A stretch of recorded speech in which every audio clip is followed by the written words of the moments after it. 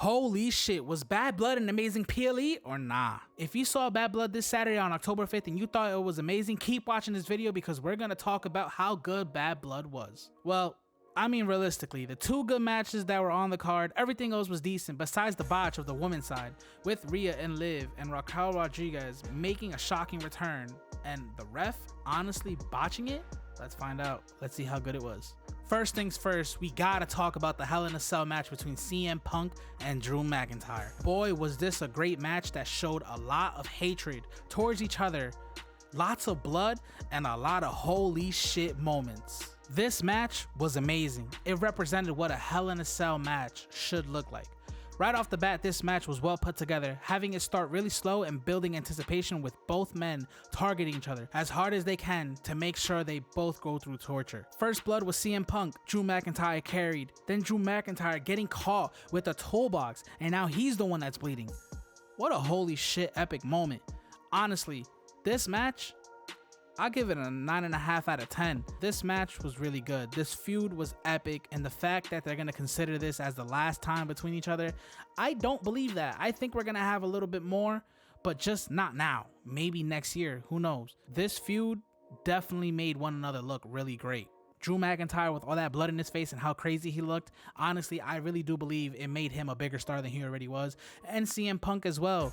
The fact that he still got it, the fact that he's still CM Punk and he was able to put on an epic match like that. Next match, we had Nia Jax versus Bayley. Let's be honest, this match, I did not expect to do anything crazy besides the Money in the Bank cash in from Tiffany Stratton, but how can you possibly compete with the Hell in a Cell match that we just had between CM Punk and Drew McIntyre? This match was honestly just a cool off match because of the intensity that we had to deal with of Hell in a Cell, so I give this match a 6 out of 10. The next match on the card was Damian Priest versus Finn Balor. I honestly thought this match could have been a lot more better, but I get it. At the end of the day, they're trying to make Damian Priest be a dominant force, but I do want Finn Balor to be treated a little bit more better and be put in a high card because honestly, he's really good. And the fact that they have this feud of Finn Balor betraying Damian, it could be a lot more powerful and a lot more meaningful in the story time as they tell it. This match, I honestly give it 7.5 out of 10. After this match, if I'm not mistaken, we randomly had Triple H cut a promo about Crown Jewel and how they're gonna have a new championship belt with both main championship holders, Gunther and Cody Rhodes, versing each other. Honestly, my opinion, this was a big L. It doesn't make sense. I get it, Crown Jewel, they paid a lot of money, so that's the only thing I could think of, but just adding a new belt towards it doesn't really make sense, and I don't even think it's going to get defended. Probably the next year, instead of it saying 2024, it's going to say 2025. I mean, this one was just weird. I don't know if Triple H honestly did it himself, or if this is what they had to come up with just to keep the Saudi people happy. I get it, it's a money move, but let's continue. And now, my beautiful people, let's talk about the main event. The matchup, Cody Rhodes and Roman Reigns versus Solo Sikoa and Jacob Fatu. The main event was honestly great. Both Cody Rhodes and Roman Reigns showed how much aura they had with their entrances. I mean, both had marching bands and people that play instruments play their songs. Come on now, like, just how great. We already knew they were gonna win off of that. I really enjoyed the fact of how we just had a lot more Roman versus Solo than Roman actually even competing with Jacob Fatu. I mean, WWE did their best to definitely avoid those two being together right now because their feud is going to be really nice in the future. And shout out to my boy Cody Rhodes for doing a salute and taking Jacob Fatu out, frog splashing him off the turnbuckle all the way to the announcer's table. Like, that was pretty fire. That honestly was surprising to me. I did not expect Cody Rhodes to do that, but he got his get back. And you know we got to talk about the big return.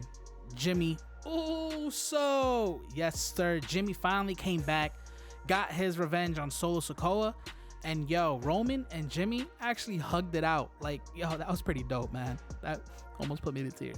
But this is what we wanted to see. The OG bloodline finally coming back. We got 2 people in. We need 2 more people.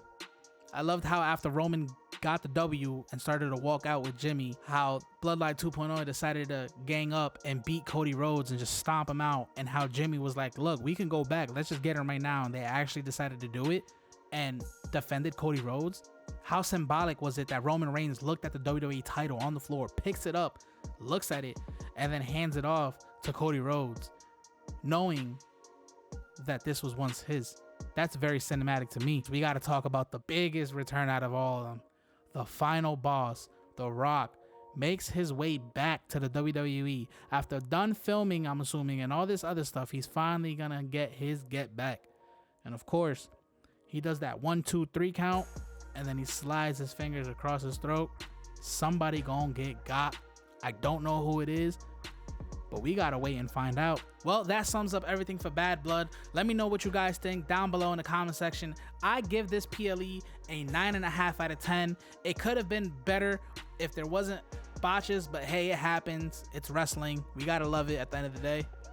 I'm excited to see what's gonna happen with CM Punk, with Drew McIntyre, with Finn Balor, with Damian Priest, Liv and Rhea and how Raquel is in, Nia Jax and Bayley, obviously with Tiffany possibly cashing in eventually, and with the whole bloodline story, Cody Rhodes and The Rock finally coming back. I'm really excited to see what's gonna happen next.